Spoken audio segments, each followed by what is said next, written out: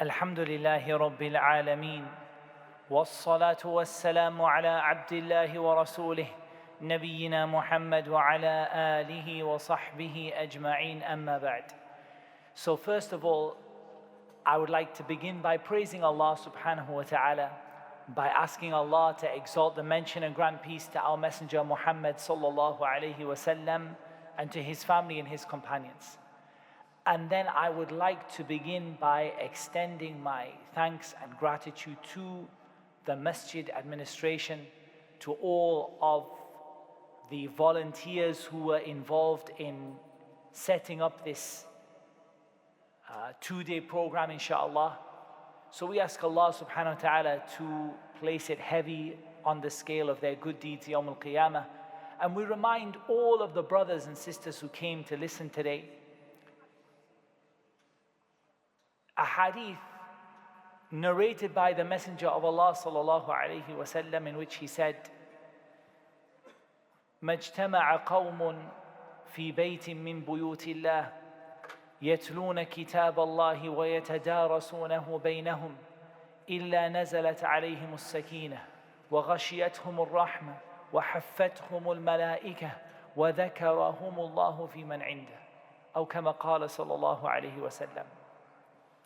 He said, no people ever came together in a house from the houses of Allah, reciting the book of Allah and studying it amongst each other, except that tranquility came down upon them, sakina. They're going to feel peaceful. And Allah's mercy covered them. And the angels surrounded them. And Allah will mention them to those who are with Him. And the lofty angels who are part of Al-Mala'ul A'la, the highest gathering, Allah will mention you to them, insha'Allah ta'ala. And that is because of coming together in the masjid to study the book of Allah, to recite the ayat, to listen to the Quran and the Sunnah. So there is a huge virtue in this for all of us, and we don't want to lose out on that virtue. We ask Allah subhanahu wa ta'ala أن يعلمنا ما ينفعنا وأن ينفعنا بما علمنا وأن يزيدنا وإياكم علما وأن يوفقنا وإياكم للعمل به. We ask Allah to teach us what benefits us. We ask Allah to benefit us with what He teaches us. We ask Allah to increase us in knowledge. We ask Allah to give us the ability to practice it. Now I want to begin, before we actually start the topic, by telling you a little bit about the idea behind this program. Because once we understood what the goal is, we can understand how to benefit from it. Because it's a little different from some of the other programs that normally take place within the masajid. The purpose of this program, we discussed it with the organizers and the administration, and the idea is to give people a taste of seeking knowledge in a structured way. So there's two parts to that. The first thing is that these are going to be taster sessions. That means we're not going to cover an entire book from beginning to end. We're not going to cover every single issue on the topic. But we want you to have a feel for what it's like to study Islam in a structured way. Maybe by that, to inspire people to actually go out and to commit to studying Islam in a more formal, structured way than the way that we study it. Now, you said there's two parts. The second part is this idea of structured learning. Because what you will see is a lot of the time, not all of the time, but a lot of the time, the way we learn Islam is without structure. A lot of times when we learn Islam, we study Islam together. We study a topic here, a topic there, the khutbah on this topic, and then there's a reminder on this topic, and there's a kalima about this and a muhadara about that. These are general topics which give you general knowledge about Islam, and there's nothing wrong with that at all. That's a wonderful thing, that we get a reminder, that we learn a particular topic or something that will benefit us for ourselves and our families. But that's not what we call structured learning. We didn't start at the beginning and go through an introduction and level 1, level 2, level 3, level 4. We just learned something. We learned about istighfar, and the next day we learned something about being good to our parents, and the next day we learned something about how to pray, and the next day we learned about the rulings of fasting, and then we had a khutbah about Ashura. It's all piecemeal, and there's nothing wrong with it, but it's not a good way of developing strong knowledge in Islam. It's a good way of having general knowledge, and it's a good way of keeping your iman high, bi-idhnillahi ta'ala, keeping your iman raised, because it reminds you about Allah and you hear the Quran and the Sunnah, and that's good. But it's not the kind of structured knowledge that makes a person a student of knowledge, a person who is actually studying this religion properly. And that's why many people might say that they spent many, many years or many months, and they spent those years and months watching videos and listening to many different lectures, but they themselves said, I don't myself feel able that I could ever present something like that, or that I really don't feel like I have a good grounding and knowledge in Islam. And that's because Islam is made of many subjects, as you know. Many, many different subjects, funun, ulum, that make up the sciences of Islam. It's not just one thing. And like every study you've ever done, including the study you did in school, in university, you have to take it step by step and level by level and piece by piece until you build up that knowledge. Now there's something else as a misconception that I want to get rid of, which a lot of people have, is that you can only formally study Islam if you go to a jami'ah, a university in another country, or you go and live in Saudi, or you go and live in any of the Muslim countries. This is the only way that you can study Islam. That's not the case. Rather, even here in your home city, you could achieve a lot of knowledge. But you have to approach it with a method, and you have to go step by step and level by level and subject by subject. So we wanted to introduce this concept to some people, and maybe some of you have studied many books before. Maybe some of you have only just started. So we wanted to introduce the feeling of what it's like, to give you a taste of studying Islam in a gradual progression, stage by stage and subject by subject. But we only have 2 days. So in 2 days we cannot cover all of the material that we would like to cover. We only have 4 sessions. Each session will be around about an hour to an hour and a half, according to what Allah makes easy. We'll give you plenty of breaks, because I know it's not easy to sit down for that long. And especially today, we're going to be cramming the 2 sessions into between Asr and Maghrib, because today is the day of Ashura and people will be fasting and wanting to break their fast. So we'll give you plenty of breaks and times for questions, insha'Allah ta'ala. And the idea is not to finish books. It's not like a dawra ilmiya where we aim to finish books, as many as possible. But the goal here is to introduce the idea of studying Islam with some structure and progression and different topics and different subjects. So we have 4 topics that we're going to be studying together, insha'Allah ta'ala, over the next 2 days. The first topic we're going to be studying is, and that's the one we're going to start with now, we're going to be studying adab talib al-ilm, the etiquettes of the student of knowledge. And the reason for that is, if we don't know the whole process of learning Islam, and we don't know how we're supposed to approach it, then there's very little benefit of starting fiqh or tafsir or seerah or hadith or anything else, we have to start at the beginning. And the beginning is that we learn how to study Islam properly. That's going to be our first session. Our second session, inshaAllah ta'ala, is going to be about ilm al-aqidati wa usul al-din, the science of creed and the foundations of the religion. That means, what do we believe as Muslims? How do we believe? What do we believe about Allah, about His angels, about the Messenger, and so on? How do we study that step by step, point by point, book by book? And after that, tomorrow, inshaAllah ta'ala, we're going to have a session where we're going to combine hadith and fiqh.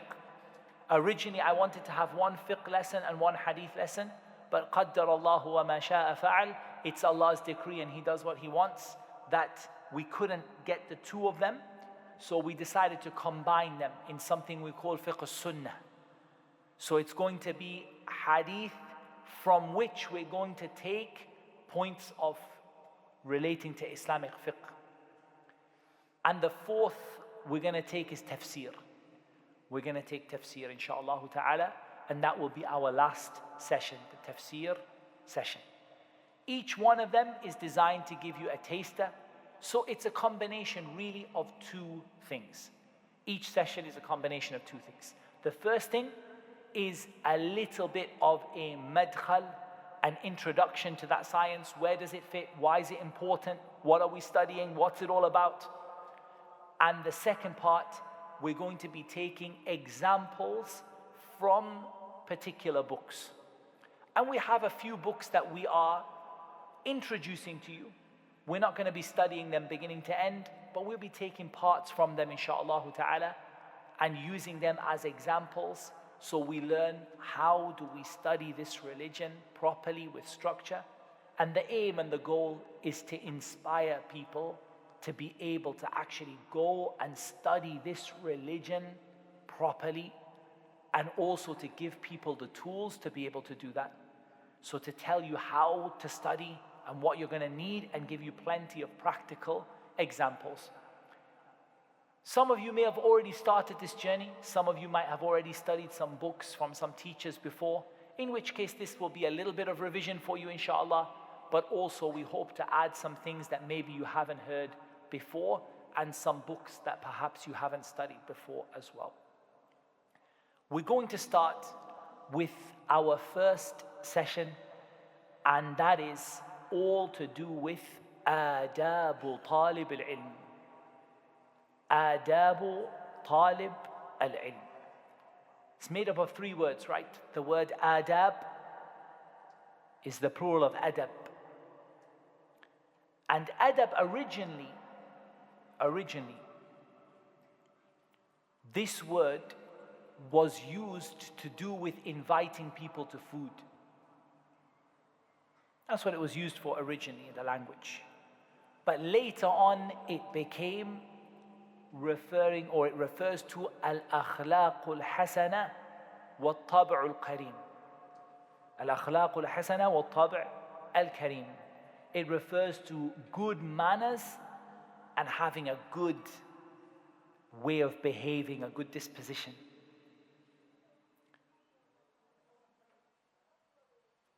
And in the religion of Islam, it came to be a word that was used for etiquette and the way that you behave, your manners, your character, and the way that you behave. As for the word talibul ilm, then the Arabic verb talaba yatlubu, it means to pursue something. So a talib is someone who's pursuing something or seeking something. What is that person seeking? They're seeking al-ilm, seeking knowledge. And whenever we say, and you can take this as a rule, whenever we speak about al-ilm, knowledge, in the sense of Islam, we're only speaking about the knowledge of the Sharia, the knowledge of Islam. We're not speaking about the knowledge of mathematics and engineering and medicine and all of that. As good as it may be, that's not the knowledge that concerns us here.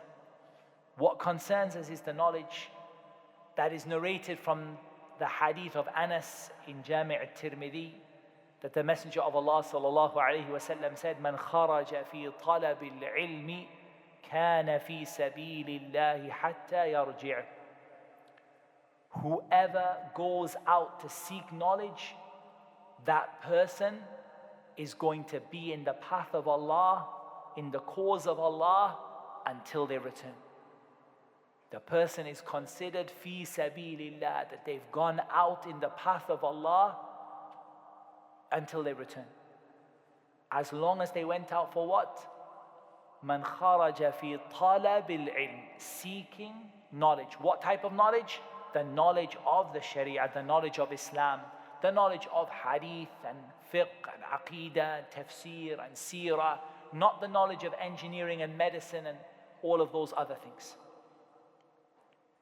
And the hadith of Abi Darda, that the Messenger of Allah sallallahu alayhi wa sallam said, وَإِنَّ الْمَلَائِكَةَ لَتَضَعُ أَجْنِحَتَهَا رِضًا لِطَالِبِ الْعِلْمِ. The angels lower their wings out of pleasure for the person who seeks knowledge. The angels lower their wings. You can't see the angels. But if you could see the angels, you would see that when a person comes to learn about Islam, the angels put their wings down out of pleasure for that person, what he's doing or what she is doing. So now comes the question, okay, we're learning etiquettes, we're learning how to behave, we're learning how to take this path, and we're learning the path of seeking knowledge. But who is the talibul ilm? Who is the one who is seeking knowledge? Allah subhanahu wa ta'ala commanded the Prophet sallallahu alayhi wa sallam, وَقُلْ رَبِّ زِدْنِي عِلْمًا. My Lord, increase me in knowledge. What does that tell you? It tells you you never stop, ever. You never ever stop seeking knowledge. You never stop becoming, or you never finish being a talib ilm, a seeker of knowledge. It's not the case that once you've memorized the Quran, now you're not a talib ilm anymore. It's not the case that a person says, for example, if you've memorized so many books or texts or so many things, now you're not, you graduated. It is a lifelong, constant process of learning and memorizing and understanding. But we can roughly divide it into 3 stages. We can divide it roughly into 3 phases or stages. The first stage is the stage of the one who is beginning, al-mubtadi, the one who is just starting out. That person has begun to seek knowledge formally with structure. They've started taking lessons in tafsir and hadith and aqidah and fiqh, and they've started learning Islam, but they're only just at the beginning of the path. And as of yet, they haven't covered all of the foundations of that knowledge. We say, شَرَعَ فِي الطَّلَبِ وَلَمْ يَعْرِفِ الْأُصُولِ. The person started off, they've started on this road, but they don't as of yet know all of the fundamentals in those sciences.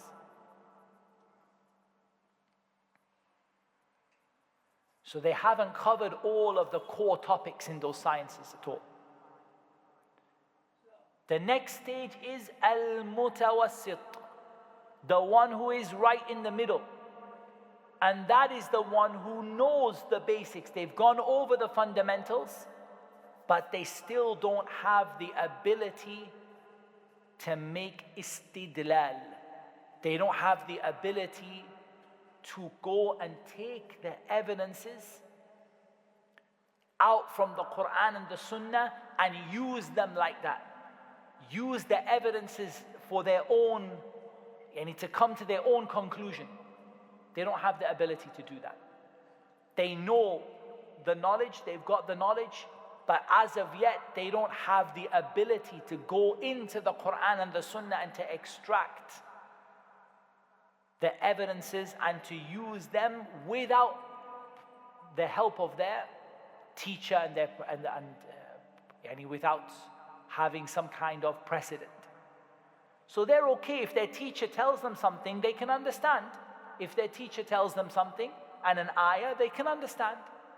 But they are not the people who bring out the ayat and ahadith to use them in forming their own opinions. They are people who are following what is given to them still.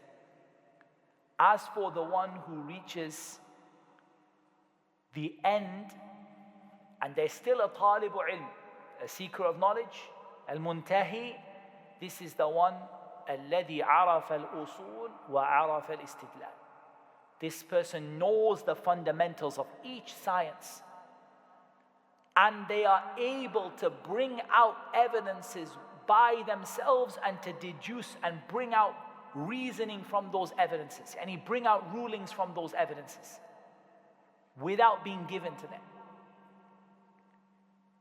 In general, the first category are still from the general folk, yani the regular Muslims, but that person has started on the road to becoming a person of knowledge. The second category is the one we most likely call talibul ilm, the person who is actively going through all of these fundamentals, but as of yet they didn't become people who are yani mujtahidun, people who can go into the Quran and Sunnah and bring out rulings for themselves. And generally this is the third category. The third category are those, the level of the mujtahid, or we can call it the level of the alim, the scholar, and that is the one who goes into the evidences and brings out rulings from them, from their own ability. And that is a level which very few people reach, especially in this time of ours. But it is enough for us to be on the road. For us, it doesn't matter. That's why people often talk about being a scholar. That doesn't matter. The word, that word it's a terminology, right? It's a piece of terminology. It's a mustalah. Some people use it for someone who is a great scholar and a person who has a lot of knowledge and a mujtahid min kibari ahli al-ilm, from the big scholars of Islam. And some people use that word for anybody who studied Matan Abi Shuja'. And if he finished small book in fiqh, alim. Yeah, people use it like that. So it's a mustalah, right? It's a terminology. It doesn't matter to us too much. What matters to us is that we are on the road to seeking knowledge. That's what matters. Being a scholar, that is the grace of Allah that He gives to whoever He wants. And in any case, it's a terminology that different people use in different ways. But what really matters to us is to be on the path of the people who are seeking knowledge. What about memorizing the Quran? Does memorizing the Quran make you a talib ilm or an alim? Does it make you a student of knowledge or a scholar? There is no doubt that memorizing the Quran is from the most important things that any of us can do. But in reality, it doesn't necessarily bring you into that group of people. And the reason for that is that memorizing the Quran is something which doesn't mean that you have studied what you have memorized. Does that make sense? You've memorized, but that doesn't necessarily mean that you understand what you've memorized. As for someone who has memorized the Quran and has begun to understand it, this person deserves the term talib ilm.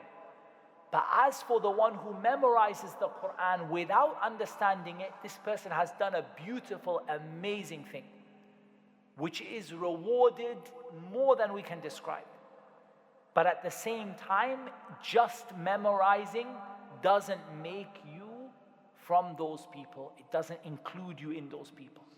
And that's why in the groups of, or the gatherings of Al-Awza'i, Al-Imam, the great Imam Al-Awza'i, rahimahullah ta'ala, he died 157 after the Hijrah. If a young boy would come and sit in his gatherings, now Al-Awza'i is a great scholar, right? And the people who are sitting in his gatherings are who? The tullab, the students of knowledge.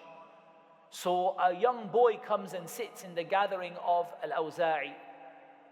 He says to him, Ya ghulam, qara'ta al-Quran?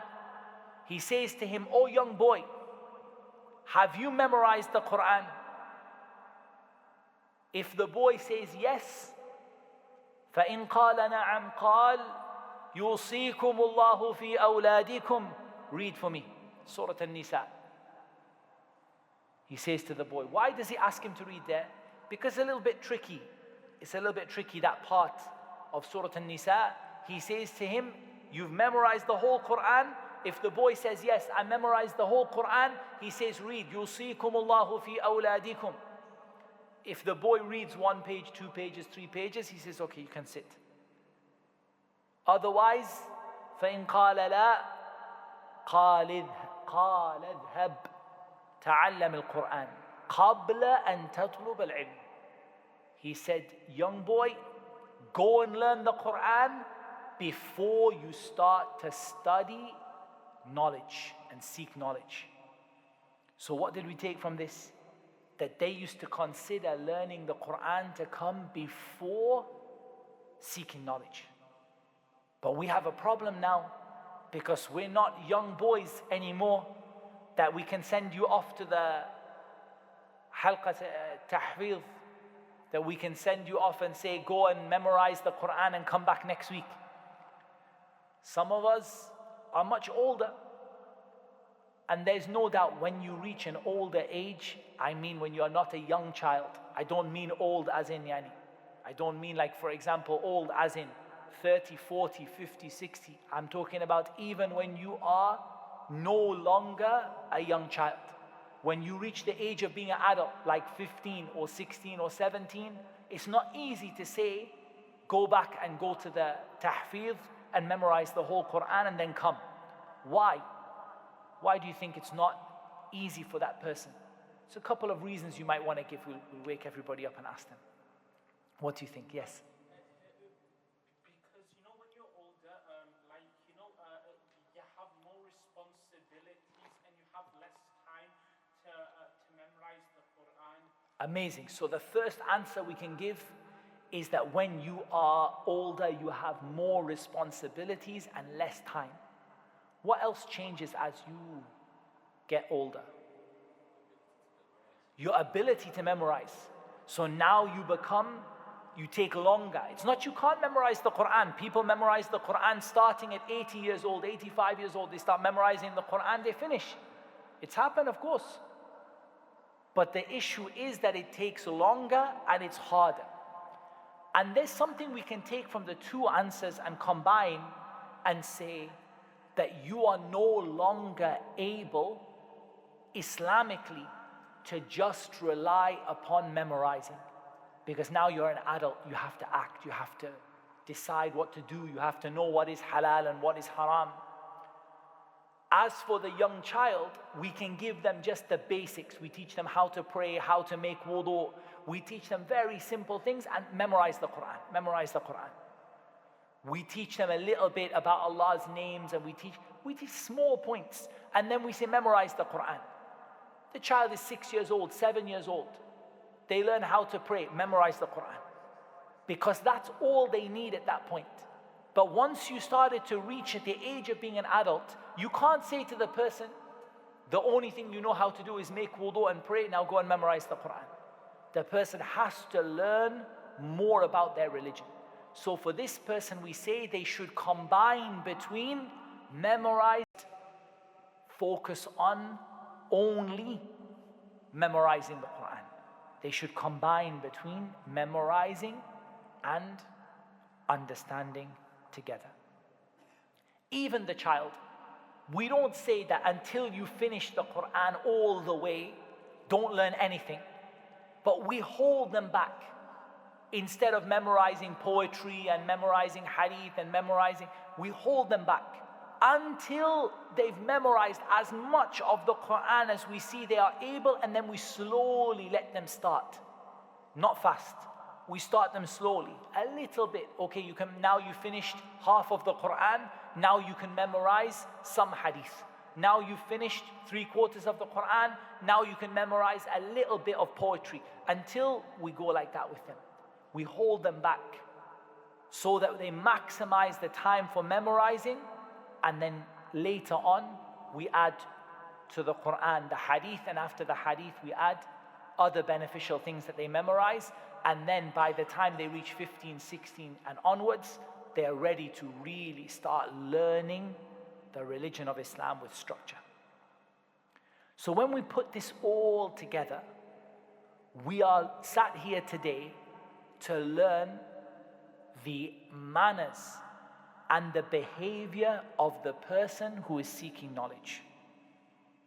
Whether they are a beginner, whether they are an intermediate student, or even those who have reached the most advanced stages, a person has to learn how to learn first of all. And this subject is particularly beloved to me. It's particularly important because it's something that if you learn it well, everything else after that will be so easy, inshallah. A lot of people don't believe me. As you might know about me, I went and studied abroad. I was blessed to be able to study in the Islamic University of Medina. And while I was there, I actually found the study pretty hard, especially the later, the years of studying hadith. And I found it very hard. And I found myself not really having a good grasp on the knowledge that I wanted. Like, I felt I had some things and other things I didn't have, and I didn't have a clear path. And honestly, when I went back to this knowledge, the etiquettes, how to seek knowledge, it's like the path is drawn for you like GPS. It's like somebody gave you, turn left here, turn right here, go to the end of the street, at the end of the street, take the second left. It's like that. It is so easy for you to seek knowledge after that.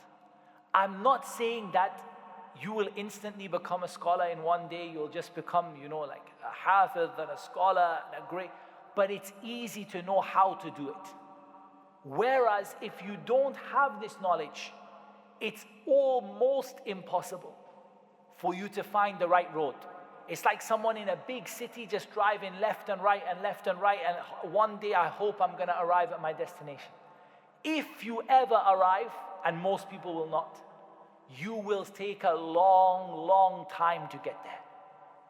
And we want to get there quickly. Someone might say, why do we want to get there quickly? Why are you rushing? I'm not saying for you to rush in your seeking knowledge, but we want to get there in the most efficient way possible.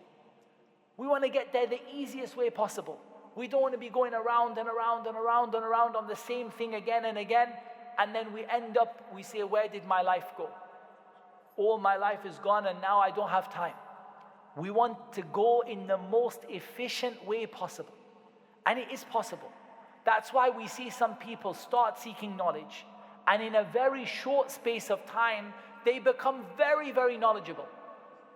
And we see other people seeking knowledge for years and years and years. And they go to the shuyukh, the scholars, and they sit with them and they write and everything, but they just don't seem to get beyond the early stages. And there's no doubt that is Allah's grace, and we have to ask Allah's help. But if Allah has given us the guidance of how to navigate through that minefield in the quickest, most efficient way possible, we can get that knowledge very, very quickly with comparatively little effort.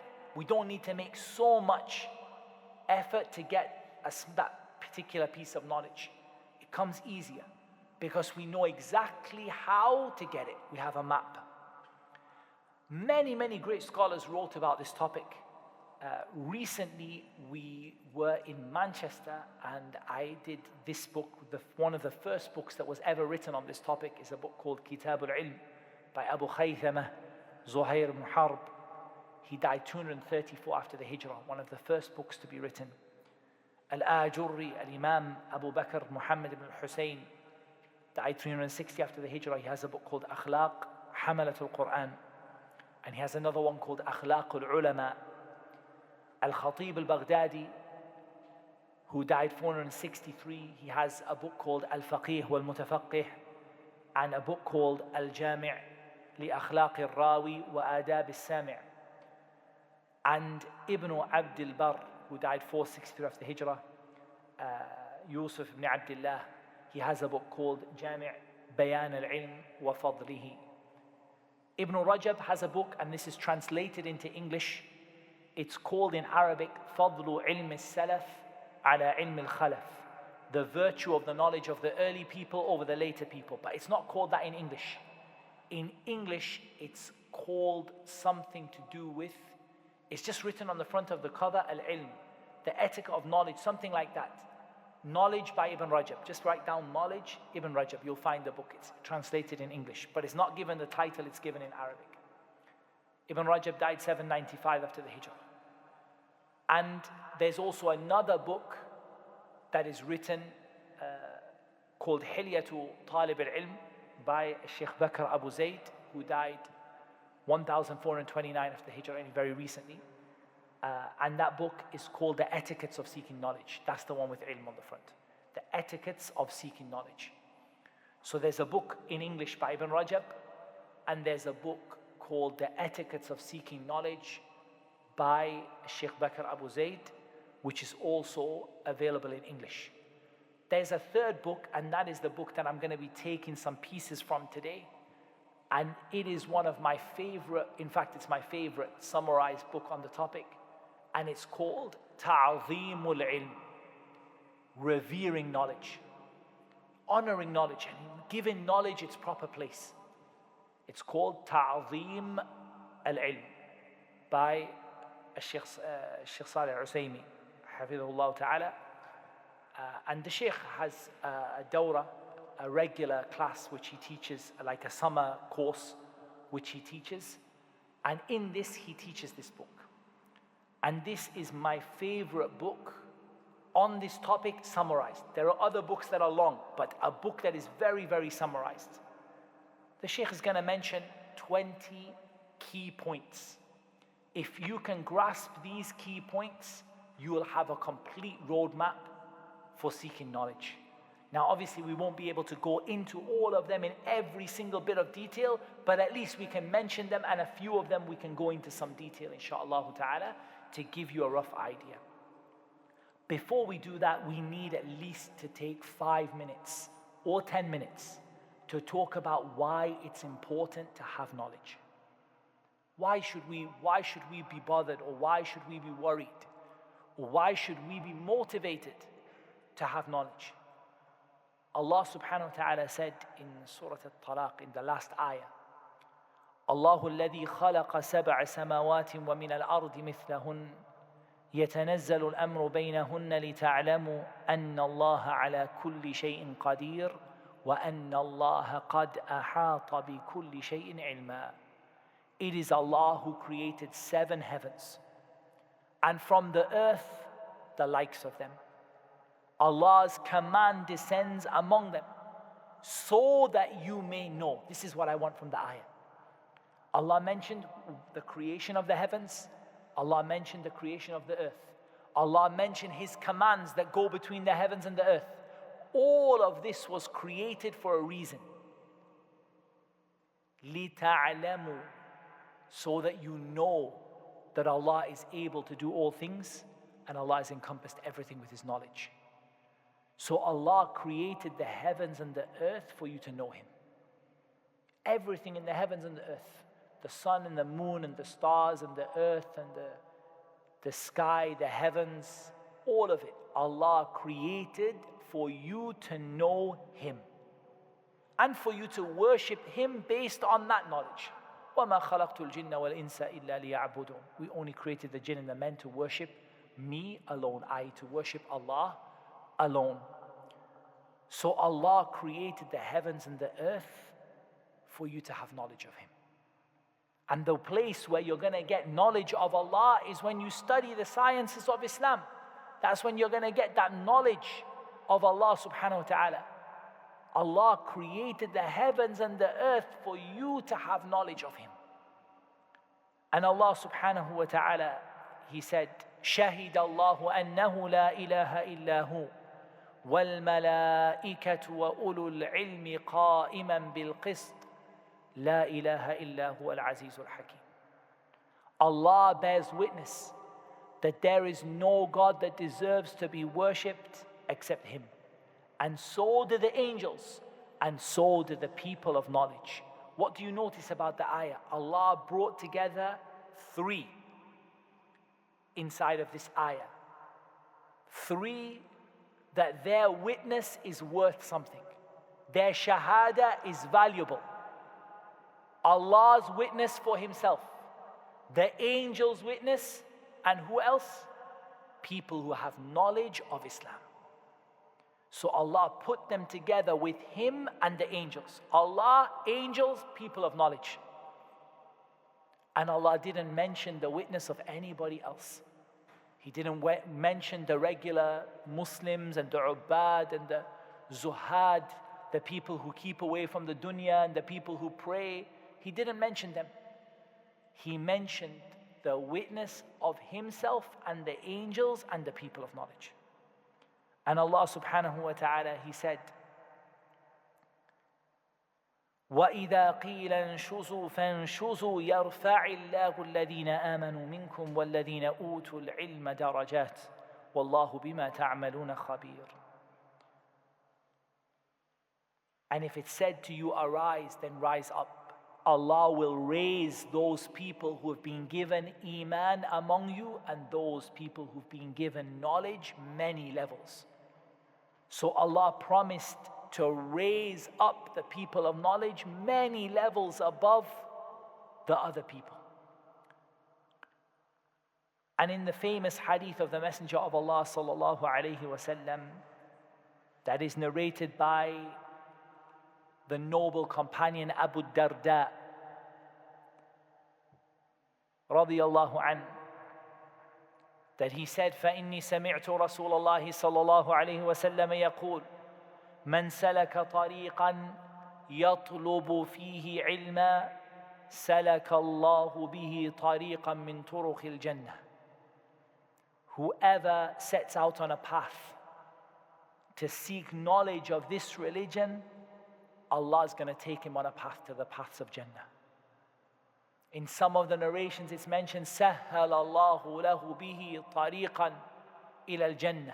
Allah is going to make his path to Jannah easy. I don't know of many ahadith or any ahadith that mention that Jannah will be easy for you, except that is with relation to, or that is what is in relation to Islamic knowledge. If you get good knowledge of this religion and you take it properly, you understand it properly and you implement it, so Allah subhanahu wa ta'ala is going to take you on a path to Jannah. وَإِنَّ الْمَلَائِكَةَ لَتَضَعُ أَجْنِحَتَهَا رِضًا لِطَالِبِ الْعِلْمِ. We mentioned this already. The angels lower their wings out of pleasure for the student of knowledge. وَإِنَّ الْعَالِمِ لَيَسْتَغْفِرُ لَهُ مَنْ فِي السَّمَاوَاتِ وَمَنْ فِي الْأَرْضِ وَالْحِيتَانُ فِي جَوْفِ الْمَاءِ. As for the scholar, everything in the heavens and the earth asks Allah to forgive the scholar, even the fish in the sea. Can you imagine how many millions and billions of fish are in the sea? Every one of them says, Allahumma ghfir li hadha al-alim. Oh Allah, forgive this scholar. Oh Allah, forgive this scholar. The birds in the sky, can you count how many birds there are in the sky? And they ask Allah Azza wa Jal, oh Allah, forgive this scholar. This is the virtue of the scholar, the alim. Everything in the heavens and the earth asks forgiveness for him, even the fish in the sea. وَإِنَّ فَضْلَ الْعَالِمِ عَلَى الْعَابِدِ كَفَضْلِ الْقَمَرِ لَيْلَةَ الْبَدْرِ عَلَى سَائِرِ الْكَوَاكِبِ. The virtue of the scholar over the regular person. And notice the virtue of the scholar over who? The virtue of the scholar over the abid, not over the fasiq. He didn't say فَضْلُ الْعَالِمِ عَلَى الْفَاسِقِ. That's obvious. The scholar has a big virtue over the person who is not practicing properly, not praying and all of that. But here it mentions the abid, the person who all day he's fasting, all night he's praying. And the scholar is so much better than him. He's like the full moon and the tiny stars. So much better, like the full moon and the tiny stars. وَإِنَّ الْعُلَمَاء وَرَثَةُ الْأَنْبِيَاءِ. The scholars are the inheritors of the prophets. We don't have prophets now. The Prophet Muhammad sallallahu alayhi wasallam is the last. Khatam al-Nabiyyin, the last of all the prophets. Who do we have that carried on the job of the Anbiya and took their inheritance and passed it to the people? The ulama, the scholars. وَإِنَّ الْأَنْبِيَاءَ لَمْ يُوَرِّثُوا دِينَارًا وَلَا دِرْهَمًا. The scholars, they never left behind dinar and dirham. وَرَّثُوا الْعِلْمِ. They left behind knowledge. فَمَنْ أَخَذَهُ أَخَذَ بِحَظٍ وَافِرٍ. If you take it, you've taken a great portion of good. And Allah Azza wa Jal told us, إِنَّمَا يَخْشَى اللَّهَ مِنْ عِبَادِهِ الْعُلَمَاءِ. The only people who really fear Allah among His servants are the scholars. We've already mentioned the command to the Prophet ﷺ, وَقُلْ رَبِّ زِدْنِي عِلْمًا. My Lord, increase me in knowledge. And likewise, the hadith of Muawiyah radiallahu anhu that he narrated from the Messenger of Allah sallallahu alayhi wa sallam, that he said, مَنْ يُرِدِ اللَّهُ بِهِ خَيْرًا يُفَقِّهُ فِي الدِّينِ. Whoever Allah wants good for, He gives him fiqh in the religion. He gives him understanding. Fiqh here doesn't mean He gives him, fiqh doesn't mean He gives him fiqh al-madhab. He became Shafi'i or Hanbali or whatever. In يُفَقِّهُ فِي الدِّينِ, He gives him al-fahm al-daqiq, precise, detailed, deep understanding of the religion. So if you see that Allah opens your heart to understand this religion, this is a sign that Allah wants good for you. مَنْ يُرِدِ اللَّهُ بِهِ خَيْرًا يُفَقِّهُ فِي الدِّينِ. We're now, insha'Allah ta'ala, going to come to take some of the extracts from this book, Ta'zeem al-Ilm, by Sheikh Salih al-Usaymi, Hafidhahullah ta'ala. And I have on YouTube a full explanation at some place. Inshallah, there is a full explanation of the book. And for Al-Madrasatul Umariyah, my institute where I teach, it's called AMAU. We also have a full explanation of the book with all of and each paragraph is explained with the evidences and so on. But now I just want to take some things so we end with a feeling of the roadmap. We have an idea where to go, where to start, where to stop.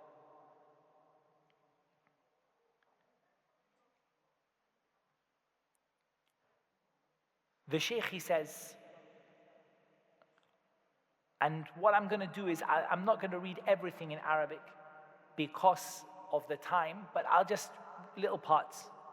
The Sheikh, he said, وَعِمَالًا لِهَذَا الْأَصْلِ جَمُلَ الْحَدِيث أَيُّهَا الْمُؤْمِنُونَ عَنْ تَعْظِيمِ الْعِلْمِ فَإِنَّ حَظَّ الْعَبْدِ مِنَ الْعِلْمِ موقوف على حظ قلبه من تعظيمه وإجلاله.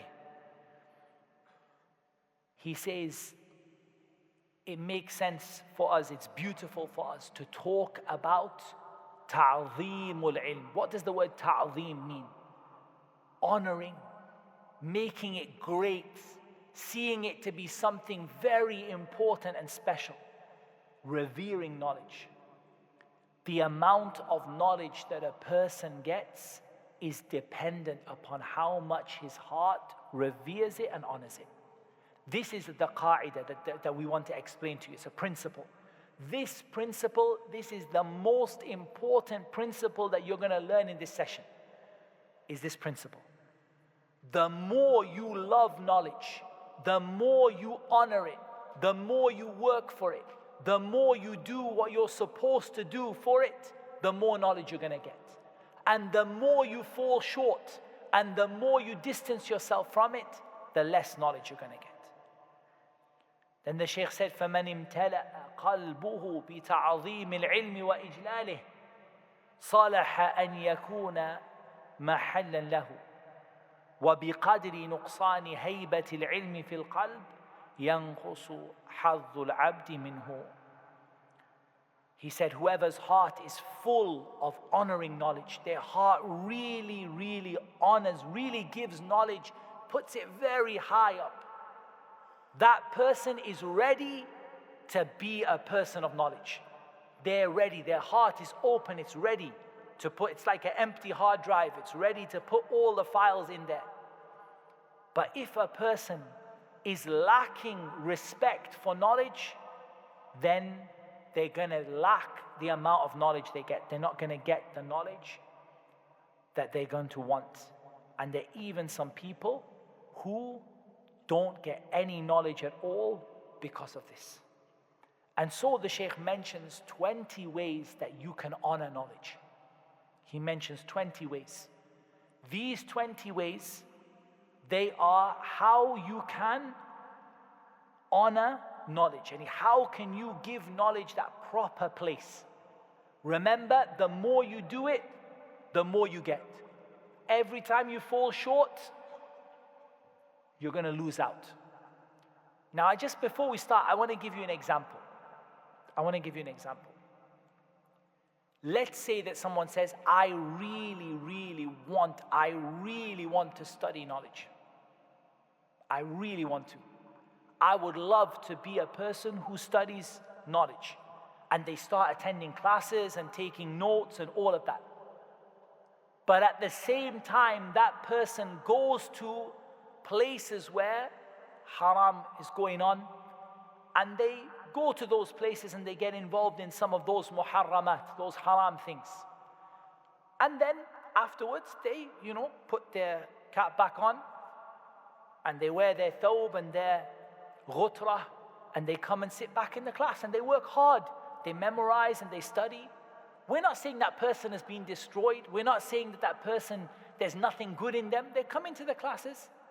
But the fact that they go to those places and the fact they're doing that stuff when they're not in the class, it's going to take away from the level of knowledge they get. Is it not true? Are they not going to get less knowledge, a little bit less, according to what they're doing? What about someone who comes to the classes and they are upon istiqamah, mustaqim, righteous person, bi-iznillah, but that person doesn't respect the scholars? They don't respect their teachers and scholars and the people of knowledge. What's going to happen to that person? They work hard, they memorize, they study, but they don't really respect the people of knowledge. What's going to happen? They're not going to get that knowledge. They're not going to get it properly. What about the person who loves knowledge and studies and memorizes and respects the scholars and loves them and sits with them, but that person doesn't take knowledge slowly? What's going to happen? They take all the knowledge fast, very, very fast. And they try to take advanced topics before they're ready for the baby topics. What's going to happen to that person? They're going to lose out on some or all of knowledge. How do we know how much they lose out? How much they go against these rules is how much they're going to lose out. And how much they stick to these rules is how much they're going to be able to get by Allah's permission. The first, and we're going to go into this one in a bit of detail. After that, we're just going to mention some of them point by point. The first one that the Sheikh is going to mention is تطهير وعاء العلم, purifying the vessel that your knowledge goes into, وهو القلب. It's your heart. Purifying your heart. Remember, if you implement this principle, that's a piece of knowledge going to come to you, inshallah. That when you're going to study, you'll get it. If you fall short in this principle, you're going to fall short in getting that knowledge.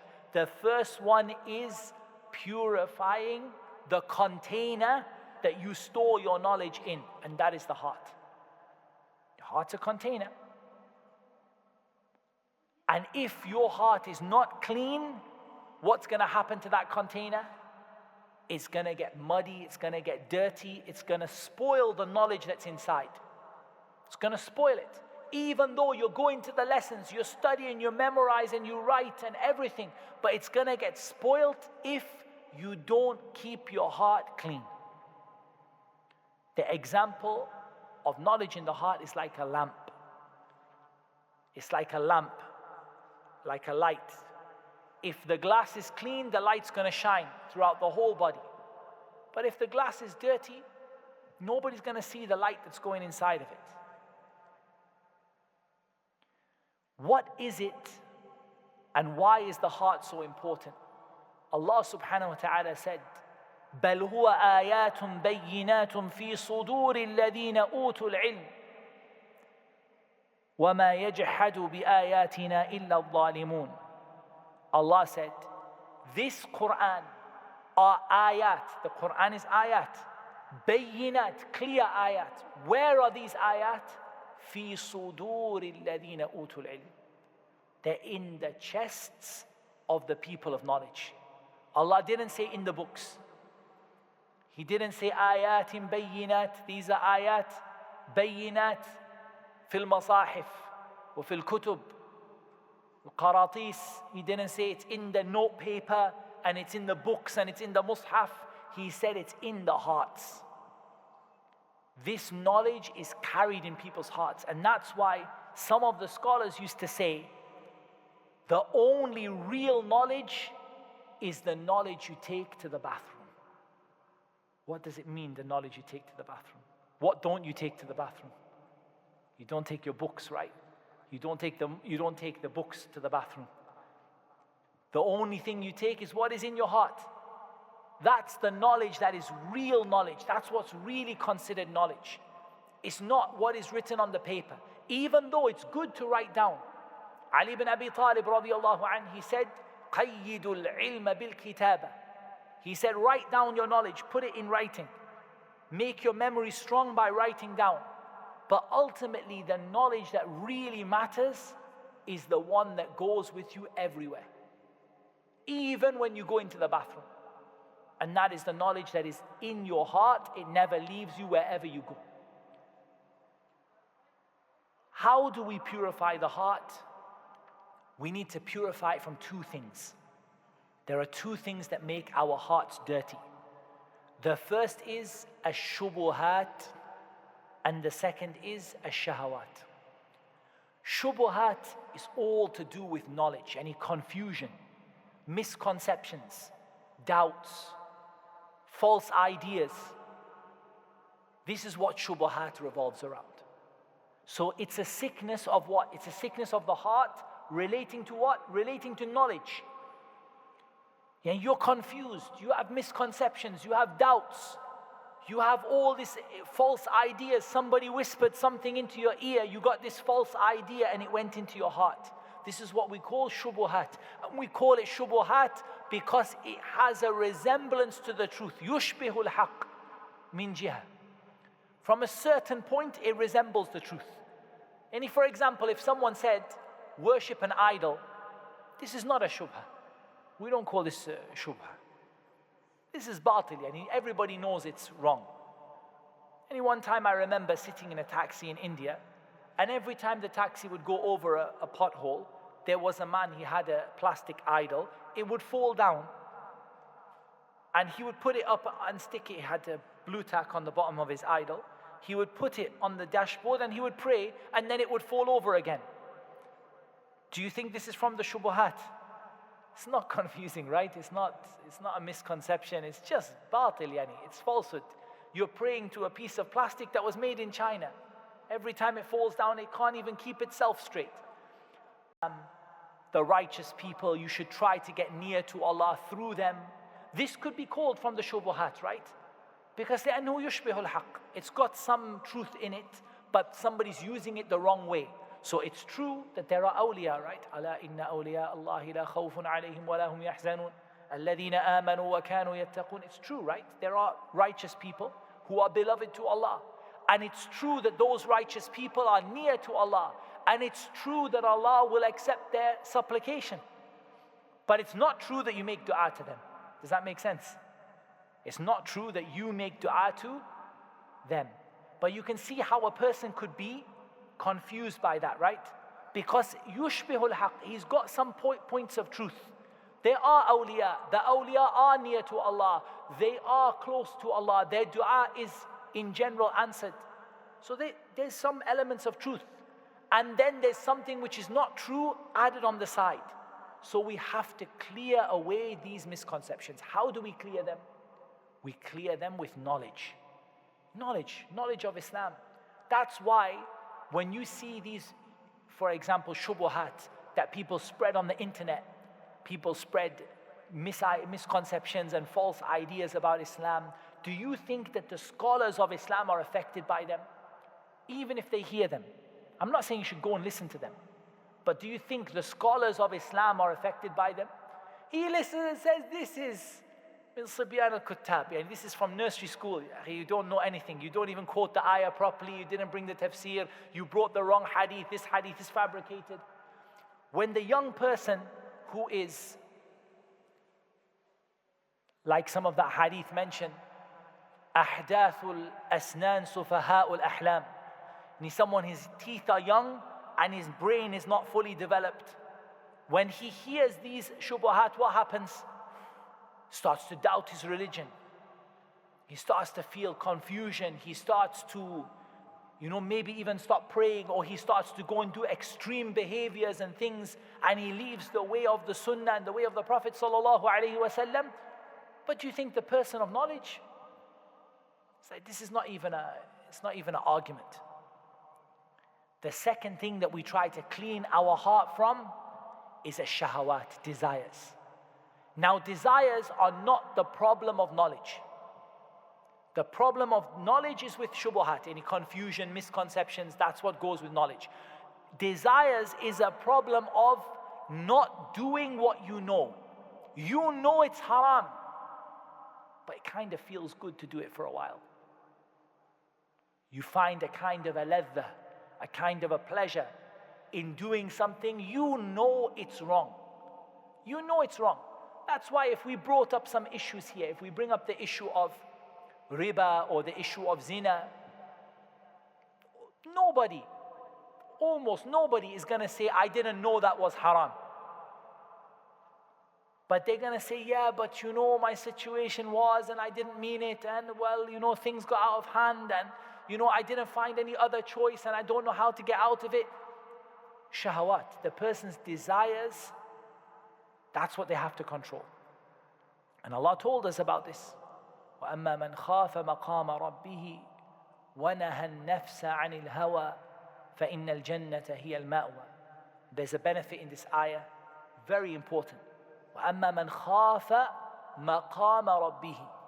The way that you control your desires is by purifying your heart, and the way you control your desires is al-khawf min maqam Allahi subhanahu wa ta'ala, being scared of two things. The maqam here, one view is that it means standing in front of Allah. Al-qiyam bayna yaday Allahi subhanahu wa ta'ala. You're scared of standing in front of Allah. You realize, I'm going to have to answer.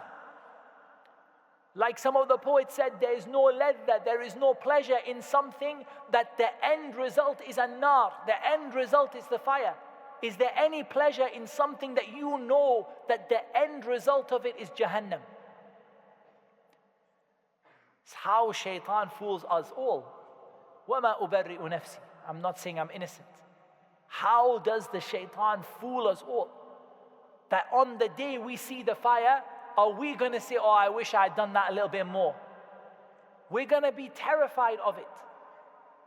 There's no pleasure in something that the end result is going to be Jahannam.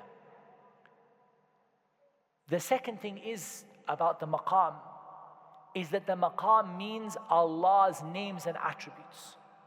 وَأَمَّا مَنْ خَافَ مَقَامَ رَبِّهِ, and he fears the status of Allah. He fears Allah's status. He fears Allah's names and attributes and actions, and Allah's power and Allah's knowledge over him in this world and in the next. And both of them are true. When the person is scared of Yawm al-Qiyamah and they're scared of Allah and His names and attributes and actions, what happens?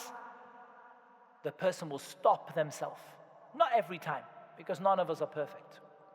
Kullu bani Adam khata. All of us make mistakes, a lot of mistakes. وَخَيْرُ الْخَطَّائِينَ التَّوَّابُونَ. And the best of the people who make mistakes are those who make a lot of tawbah. So we know we're going to make mistakes. But generally, the more control you're going to have over your nafs is to do with remembering the qiyamah and remembering that Allah subhanahu wa ta'ala is watching you and knowing Allah and His names and attributes and actions. If we can clean these two things out, then our heart is ready for knowledge. Now someone might say, Muhammad Tim, we cannot clean these perfectly. And I agree. We can't. We are not perfect people that we can have it perfectly clean. But the more you clean it, the more knowledge is going to go in that heart. And the less you clean it, the less knowledge is going to go in your heart. And if you ask someone, why did you become a scholar and you went to the same class and you didn't? You attend the same class with the same mashayikh and the same books. Why did you become a great scholar and you didn't? It goes back to this, the cleanliness of the heart. Making the heart ready for that knowledge. Your heart is your container, it's your hard drive for this knowledge. If you clean it, it's ready for knowledge. If it's full of all kind of junk, there is no space for the knowledge to go inside of it.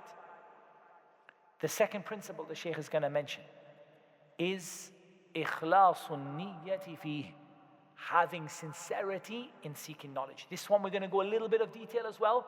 I think we're going to go for about 20 minutes. We're going to take a break. So this one is a little bit of detail as well because it's really important. And that is sincerity. And sincerity, it goes around two things. The first thing it goes around is cleaning your heart, which we've spoken about. And the second thing is making sure that this heart doesn't desire anything except what is with Allah. Because there's a lot of things you could get out of seeking knowledge in this world, right? You could get a job. You could become famous. You could become someone who is respected. You could have a position in society. And that's what motivates people, right? إِنَّ لَنَا لَأَجْرًا إِن كُنَّا نَحْنُ الْغَالِبِينَ قَالَ نَعَمْ وَإِنَّكُمْ لَمِنَ الْمُقَرَّبِينَ. They said, oh Fir'aun, are we going to get paid if we win? That's what they said to Fir'aun. The magicians, they were straight up. Listen, Fir'aun, if we do this magic, are you going to pay us? He said, yes, I'm going to pay you and I'm going to give you status in the society. I'm going to give you a high position. This here is the bad motivation that people have for this world. They want the money and wealth of this world and they want the position, status, somebody to be famous, someone to look at them, someone to be someone who has power over other people. We have to get rid of all of that from the heart. And Imam Ahmad, rahimahullah ta'ala, he was asked about what is the right intention for seeking knowledge. He said, أَنْ يَنْوِيَ رَفْعَ جَهْلٍ عَنْ نَفْسِهِ وَعَنْ غَيْرِهِ. It is for you to intend to remove ignorance from yourself and from other people. You want to remove ignorance from yourself So why am I sitting here? Because I want to remove ignorance from me and I want to help other people. And we all know the very, very famous hadith. The hadith of Umar radiyallahu an, that the Messenger of Allah sallallahu alayhi wa sallam said, إِنَّمَا الْأَعْمَالُ بِالنِّيَّاتِ وَإِنَّمَا لِكُلِّ امْرِئٍ مَّا نَوَى. Your actions are according to your intentions.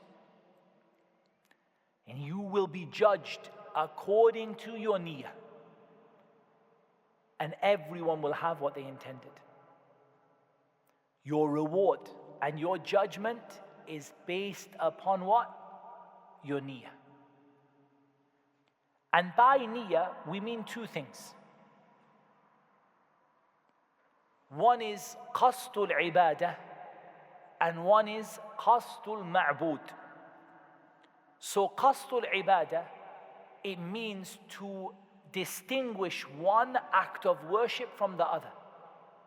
In other words, what is the difference between Dhuhr and Asr? Do you not pray Dhuhr and Asr the exact same way? It's the exact same way. People might say the time, which is true, but even if you're traveling, you might even pray Dhuhr and Asr at the same time.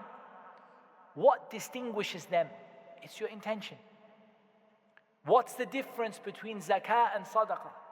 Both of them, you took some money and you gave it to a poor person. One of them you intended zakah, and in the other one you intended sadaqah. And niyyah. Niyyah is what makes it one different from the other. And qasdul ma'bud is about who are you worshipping through this action. Who are you worshipping? In the hadith Qudusi, Allah subhanahu wa ta'ala said, أَنَا أَغْنَى الشُّرَكَاءَ عَنِ الشِّرْكِ مَنْ عَمِلَ عَمَلًا أَشْرَكَ فِيهِ مَعِيَ غَيْرِي تَرَكْتُهُ وَشِرْكَهُ. I am the least in need of anyone to make a partner with me. Whoever does an action in which they make a partner with me, I leave them and I leave their action. So what is our intention? Removing ignorance from ourselves, removing ignorance from other people by teaching people and helping people, bringing knowledge to life. Ihya'ul ulum. Bringing knowledge to life, that's part of your intention, right? You want to make knowledge something you want to study, and you want to find benefits in all of the books that are here. You want to bring that knowledge out and acting upon it. And ultimately, acting upon knowledge is the goal of getting knowledge in the first place. And don't ever forget that. If you learn that as a principle, that acting upon knowledge, that is what is required from you. That's why you're sitting here, to practice the knowledge you get. If you don't practice it, it may be more of a punishment than a blessing. And Sufyan al-Thawri, rahimahullah ta'ala, he said, مَا عَالَجْتُ شَيْئًا أَشَدَّ عَلَيَّ مِنْ نِيَّتِي لِأَنَّهَا تَتَقَلَّبُ عَلَيْهِ. He said, I never wrestled with anything harder than my intention. It's always turning on me. Your intention, you start off with an intention, you sit down for Allah, to remove ignorance from myself, to remove ignorance from other people, to share the knowledge of Islam, to bring the knowledge to light, to practice what we know. Bismillah. Before you finish the first sentence, shaitan came and turned your intention somewhere else. Your intention became to see many people to think good of you, money, fame, whatever it might be. Shaitan took you away before you finish your first sentence, before you finish Bismillahir Rahmanir Rahim. لأن النية تتقلب, because the intention keeps on turning all the time. So you have to wrestle with it. One of the best ways to wrestle with your intention is to try to do as many things in private as you can. Now, don't get me wrong, there are many things you can't do in private, right? Does that make sense? I mean, you can't come to a class in private. You can't pray jama'ah in private. Can't go to Hajj in private. But there are many things that you can do that nobody knows about them except Allah. Try to do as many of them as you can. And never judge yourself on how you are in front of other people, but judge yourself how you are when you're by yourself. Don't ever look at how you are with other people, because when we're with other people, we're the best example, right? We try to be the best people, the nicest manners, the best presentation. But ask yourself, when there's nobody there except me, and nobody sees me except Allah, what kind of a person am I? How much of this goes home with me? That's a good way of judging how you are doing with regard to your intention.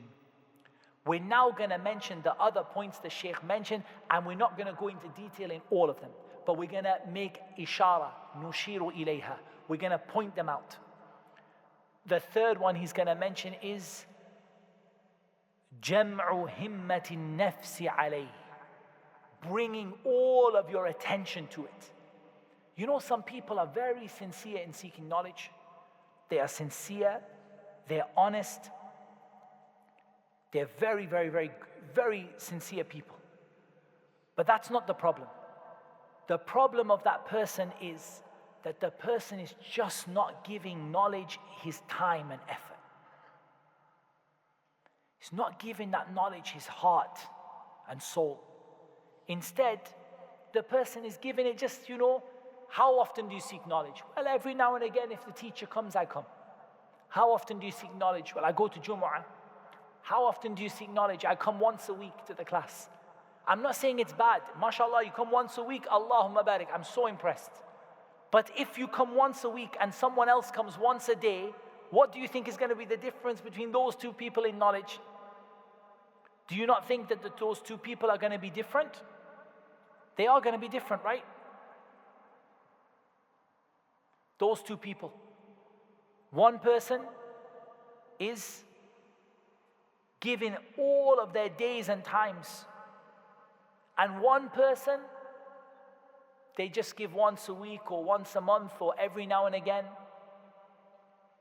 The more time you give it, the better you'll be. But someone might say, I've got a job, I've got family, I've got responsibilities. We're not saying don't seek knowledge. Just give it as much as you can. Ask yourself, what do you do when you have free time? When you really have, 5 minutes of free time. Is it knowledge that catches your attention? Or is it something else? The fourth point the Sheikh is going to mention. He mentions sarful himmati fihi ila ilmi al-Qur'ani wa sunnah. Putting all of your attention and your energy into the Qur'an and the Sunnah. Putting all of your energy and your attention onto the Qur'an and the Sunnah. And this is something I think we really need to emphasize it so much. Because so many of us, we get caught up in the teacher.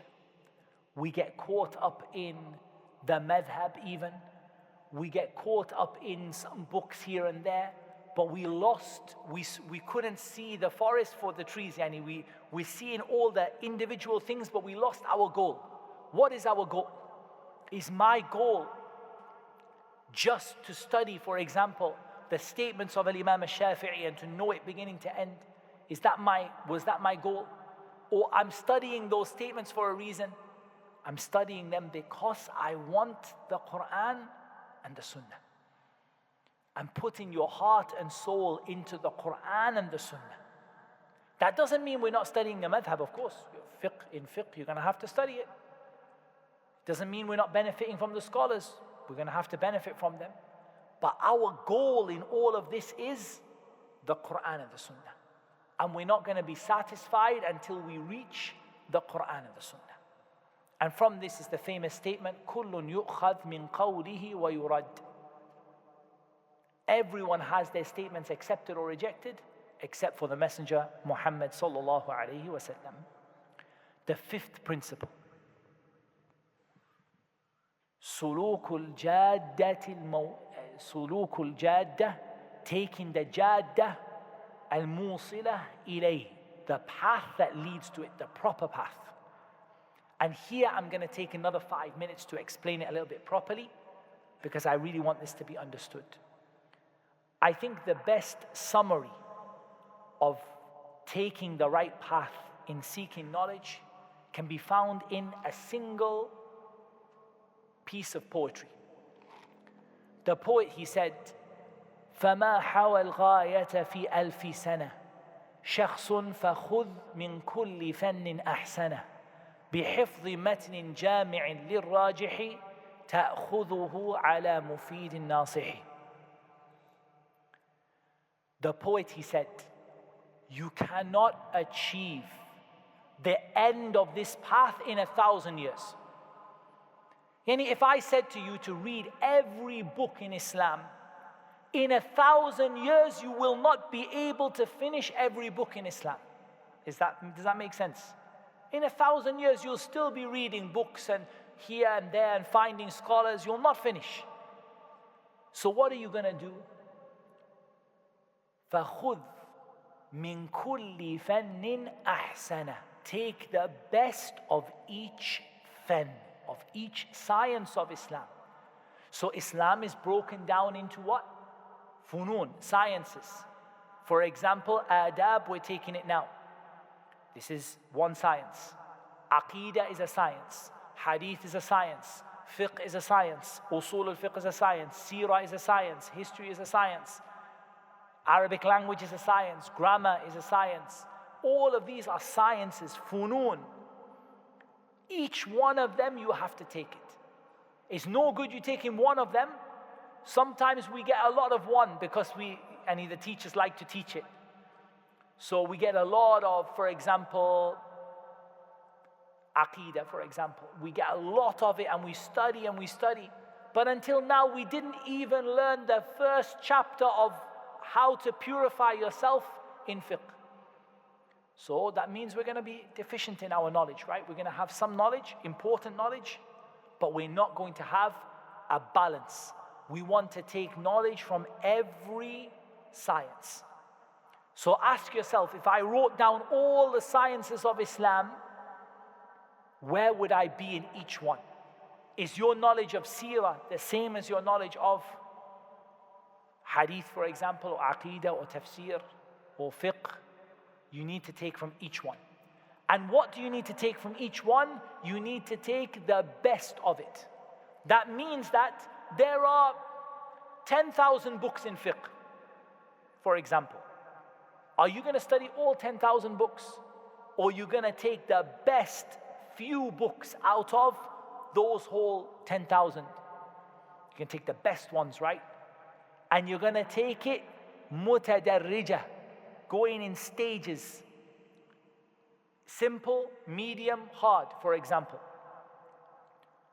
You're going to take knowledge step by step from the best books. Don't take every book. Don't get me wrong, you can read as much as you can read.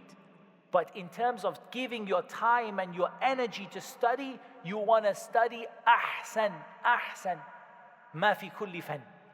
The best of what is in every science. How are you going to do it? بِحِفْظِ مَتْنٍ.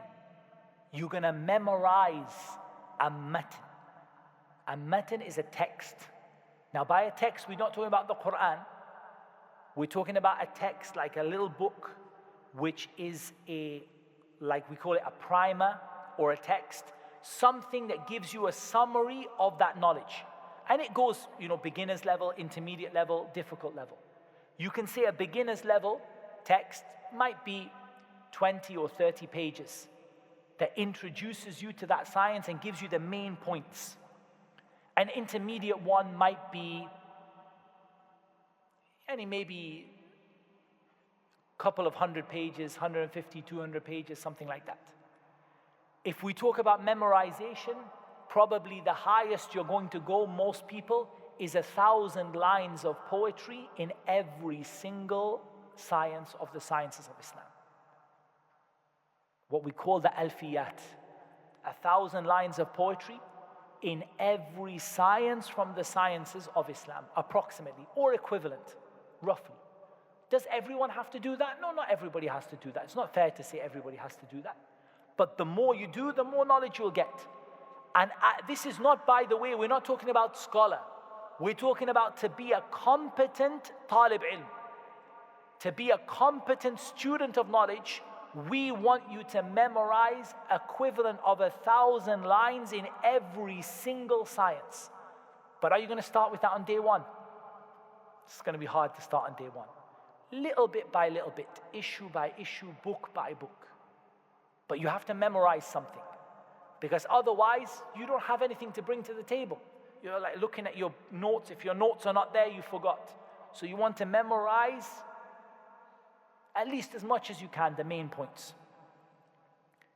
And this text, what kind of text should it be? Should we just memorize anything? بِحِفْظِ مَتْنٍ جَامِعٍ لِلرَّاجِحِ. We want a text that has two qualities. We want that text to be mostly correct. What do we mean by that? There are some texts that are like standard. You know, people have accepted, generally they accept what is in it. No one is perfect. After the book of Allah and what the Prophet ﷺ said, there is no book that is perfect. There is no book that is perfect after the Quran and what is authentically reported from the Messenger ﷺ. There is no, after that, there is no perfection. But something that is generally on point. We don't want to be studying a book and afterwards we say, by the way, everything you studied in this session today was kind of wrong. But don't worry, next week I'll teach you what to write. Does that make sense? We don't want to be wasting our time like that. We want to take what is generally correct. A book that is tried and tested. That's the second quality we want. A book that is mu'tamad, tried and tested by the people for many, many, perhaps even hundreds of years. We don't want to take the latest and greatest syllabus, learn Islam in your spare time, learn Islam in 7 days, Islam for dummies. We don't want to take this kind of like new-fangled knowledge. We want to take a text that for perhaps hundreds of years, or a long time anyway, has been tried and tested by the scholars. This is what makes you a scholar. This book, Bismillah. Let me give you an example. In Ahadith al-Ahkam, the hadith of rulings, Bulugh al-Maram, for example, that is a book that is tried and tested. Wherever you go all over the world, you'll find not even just from the Shafi'i madhab, you'll find almost all, and perhaps not with the exception of perhaps the madhab al-Hanafi, but you'll find the great scholars of fiqh teaching this book, referring to it, explaining it, and it's tried and tested. This book will teach you the hadith of halal and haram. It's tried and tested for hundreds and hundreds and hundreds of years. So we want books like that. We're not saying we're not going to read. I mean, if someone gives me a new book that says hadith was written last week, I want to read it. I'm going to benefit from it. But it's not going to be my curriculum that I'm going to study and I'm going to give my time to. Right? Okay. تَأْخُذُهُ عَلَى مُفِيدٍ نَاصِحٍ. You're going to take it from who? Who are you going to study this book from? The first quality is you're going to study this book from someone who can benefit you. That is someone qualified. A scholar, student of knowledge, who is qualified to teach that book to you. You don't want to take that book from someone who's not qualified. You don't want to read it by yourself. You want to take it from someone who's qualified. And that person should be nasih, sincere towards you. They should be really want good for you. Try to nurture you as a person. The alim rabbani, the scholar who nurtures the students, not to be just someone who comes and walks away after that. Someone who really cares about you and is really trying the best for you. My brothers, if you follow this roadmap, I promise you, you will achieve knowledge by Allah's permission.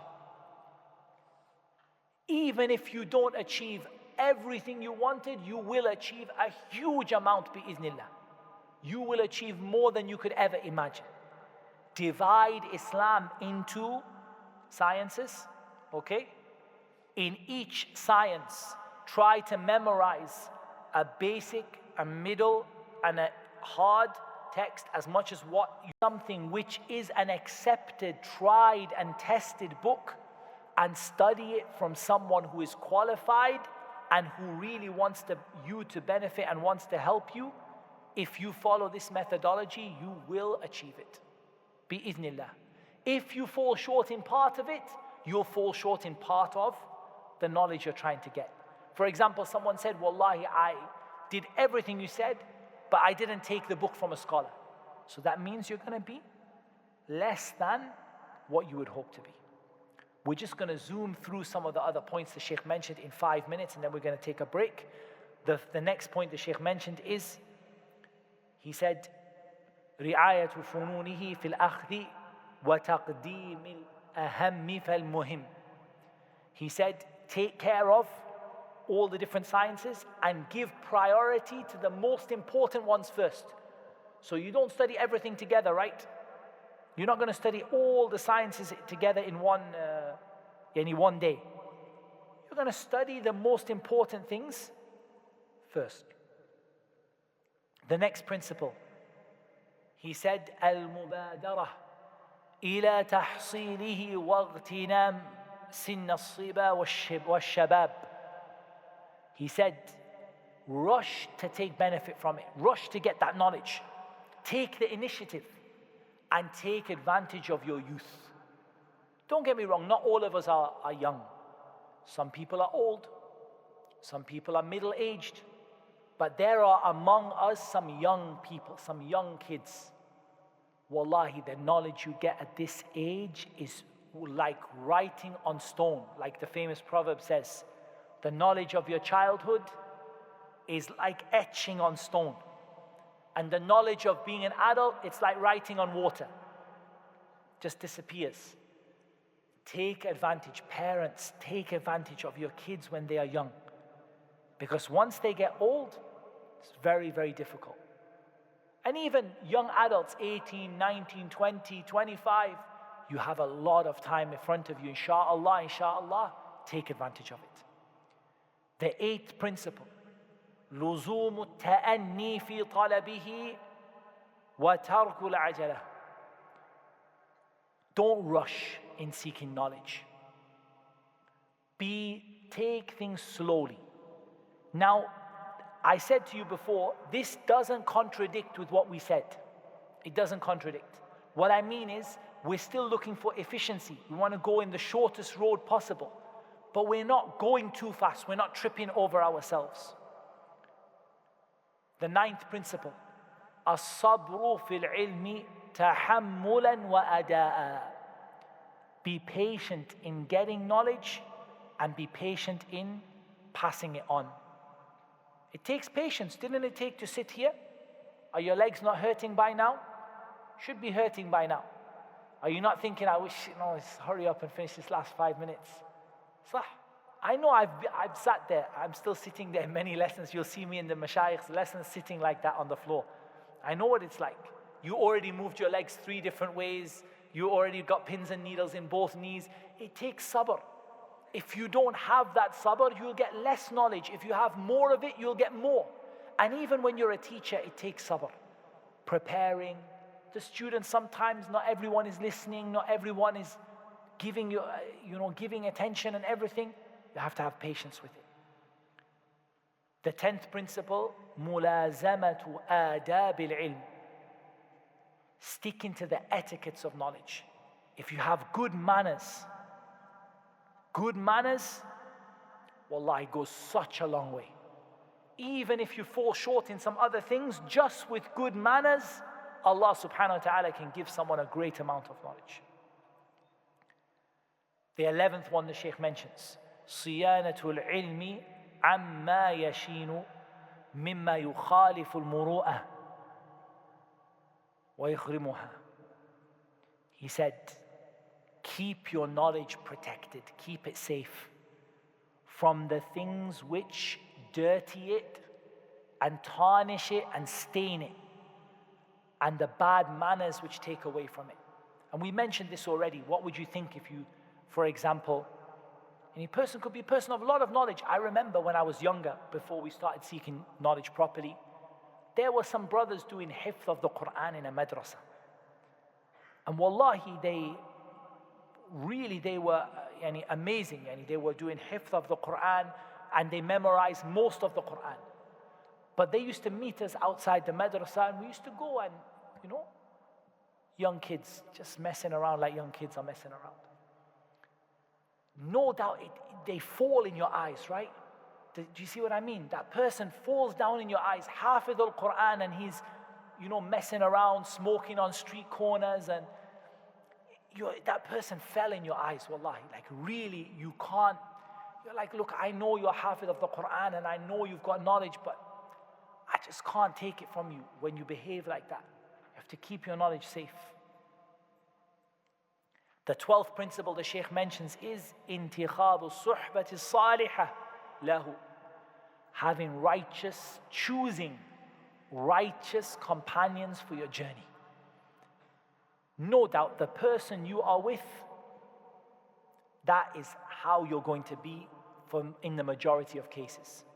If you're surrounded by people that are طلاب العلم, inshallah you're going to be a talib ilm like them. If you're surrounded by people that are easygoing, you'll be easygoing like them. المرء على دين خليله فلينظر أحدكم من يخالل. A person is on the religion of their close friend, so everyone look at who you took as a close friend. The 13th principle the Sheikh mentioned is بذل الجهد في تحفظ العلم والمذاكرة به والسؤال عنه. He said, بذل الجهد في تحفظ العلم والمذاكرة به والسؤال عنه. Making your efforts in memorizing, revising, and asking questions. You need to do all three. Memorizing is what? It's you by yourself. الطالب مع نفسه. You're by yourself. حفظ, memorizing. Mudhakara, it means you revise with your colleagues and your classmates. You sit together and say, okay, who can remember the principles? I wrote them down. Did you miss out? I missed out the 13th one. What was the 13th one? It was hifth and revision and asking questions. Okay, what did the teacher say about asking questions? You revise with each other like that. And asking questions, so the first one is with yourself. The second one is with who? With your colleagues and your classmates. And the third one is with who? With your teacher. Asking questions. If you don't ask questions, you're not going to be able to get that knowledge. The 14th principle. إكرام أهل العلم وتوقيره. The 14th one is honoring and respecting the people of knowledge. If you want to get knowledge, you have to honor and respect the people who've gone in front of you. All of us have many people way ahead. Many knowledgeable people. Even in this masjid, we don't know how many knowledgeable people sit.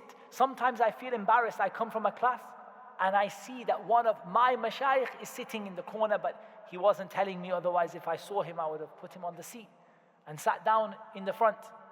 But we see one of my teachers is sitting in the back. If we don't respect the people of knowledge and honor them and respect the efforts they made, and treat them kindly with good manners, we won't be able to get that knowledge. The 15th principle the Sheikh mentions. رَدُّ مُشْكِلِهِ إِلَى أَهْلِهِ. When you get stuck, take your questions and your confusion back to the scholars to explain. All of us get stuck. By default, all of us get stuck. Every one of us will get stuck at some point. In the lesson, in the book, reading.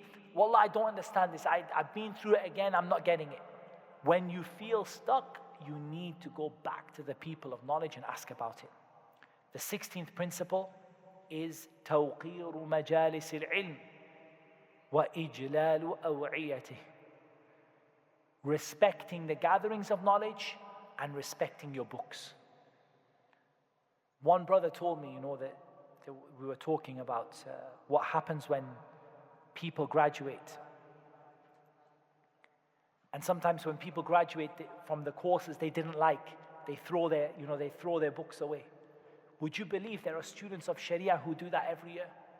There are students in the Islamic universities, and inshallah not our university, but there are in some Islamic universities, when they finish the course, they take 100 hadith from Sahih al-Bukhari and throw it in the bin. But even, people not respecting the books are all torn and not taking care of your books and not looking after them, not writing down nicely and neatly on them and not taking care of them. This can be a big reason why you lose knowledge. Not respecting the gathering, not respecting the books. The 17th principle he mentions is adab anil ilmi. He says defending knowledge. وَالذُّودُ عَنْ حِيَاضِهِ, and preventing it from being attacked. So when somebody mistreats knowledge or goes over bounds, we're not frightened to stand up for that knowledge. And we're not frightened to respond and to say that this was wrong and to clarify the right way from the wrong way. This is from the principles the Sheikh mentioned. We nearly finished them now.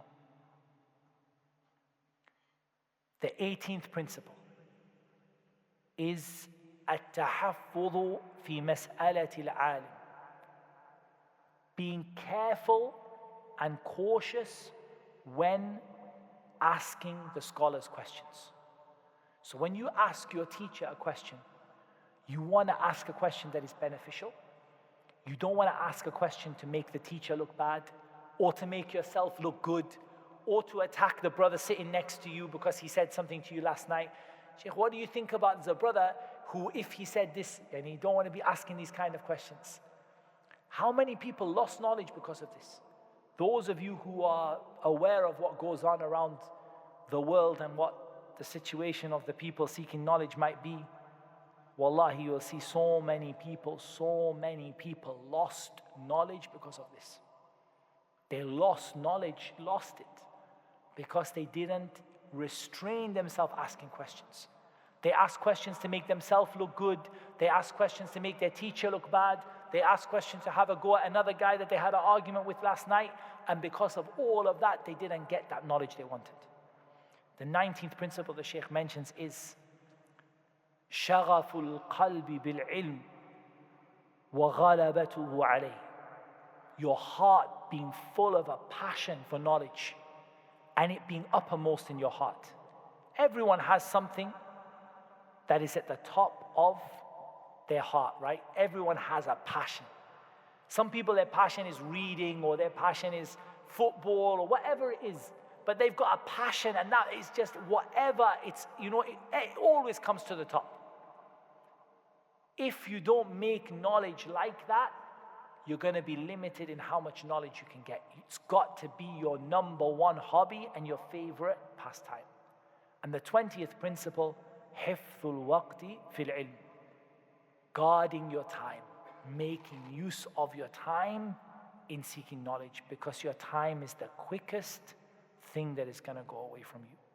And it's the easiest thing to lose. It's the quickest thing that you're going to lose and the easiest thing that disappears from you. And if you read the books of the scholars and how they used to be with their time, wallahi, you see things you cannot imagine. You feel like these people could not have added even one single deed to their day. It was just full of good deeds. It was full. إِذَا فَرَغْتَ فَانْصَبْ. And when you finish one deed, you start one more. Like that they were. Like that. So read the books of the seerah, benefit from the seer of the scholars and how they used to be. And inshallah ta'ala, you really learn how to take benefit from the time that you have. So as we said, we didn't get a chance to really delve into these topics. I have got probably the most extensive explanation that we have is the one with AMAU, which is my institute that I teach at. This one is properly. I think it's like 20 videos. Each video is like half an hour to an hour or something like that. So it's like a good length of time explaining. But this is just like dipping into it to take the main points, to be like a roadmap. I keep coming back to this book. Every time I feel I stopped seeking knowledge, I got stuck, or I'm not going to the next level, I go back and I realize, yeah, I'm not doing this right here. This is my problem. Until, if you carry on down that road and you follow that roadmap, bi'idhnillahi ta'ala, with those etiquettes that the Sheikh mentioned, then you can really be from the people of knowledge, and there's no reason why you cannot become from those people who benefit themselves and others, rather those people who change entire communities and entire cities and entire countries by the permission of Allah Azza wa Jal. And that's not difficult for Allah subhanahu wa ta'ala to bless a person with that if they bring the right tools and the right attitude. And that's all about what we learned today. It's about the attitude. So I want to take just a couple of minutes for any quick questions on the topic. Then we're going to take a break, inshallah ta'ala. And then inshallah ta'ala, what we're going to do is we're going to take at least the beginning of our next subject, as Allah makes it easy. If not, we can squeeze it into the next session, tomorrow. We give and take a little bit according to what's easy, inshallah. So any quick questions on the topic, anything that was related to the topic that maybe you didn't understand, or even that you wanted to ask more about, inshallah. See, asking questions is the first thing you have to learn. But also, not only that, but one of the things that I see a lot is when you get asked in the gathering, everybody says, I don't have any questions. But if the teacher walks, you will not reach the end of the room without 5, 6, 7 people. Well, I've got a question about what you said. It's better if you ask it in the gathering, but even if you can't, no problem, inshallah. We will pause there, and we're going to take ourselves, at least we need to take ourselves, 10 minutes to take some, stretch our legs. So inshallah, around about 20 past 8, we're going to come back, and we're going to take another topic, inshallah ta'ala, which is the topic of Aqeedah. And again, we're going to start with the introduction, and then we're going to start with some of a book. We can't take the whole book, but we're going to take some points from it, inshallah ta'ala. Okay? So that is in 10 minutes time, 20 past 8. هذا والله أعلم والصلاة والسلام على نبينا محمد وعلى آله وصحبه أجمعين. جزاكم الله خير. We stretch our legs, inshallah.